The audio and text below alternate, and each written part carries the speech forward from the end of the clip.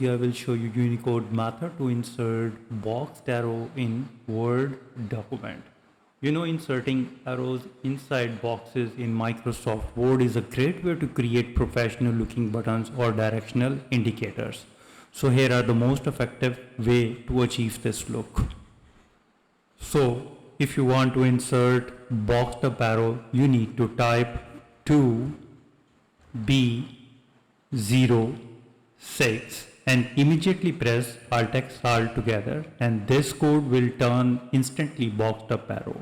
And if you want to insert box down arrow, you need to type 2B07 and press Alt+X Alt together.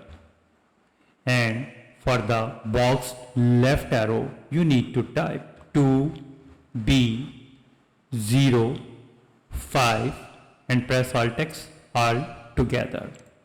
And for the boxed right arrow, you need to type 27A1 and press Alt+X Alt together.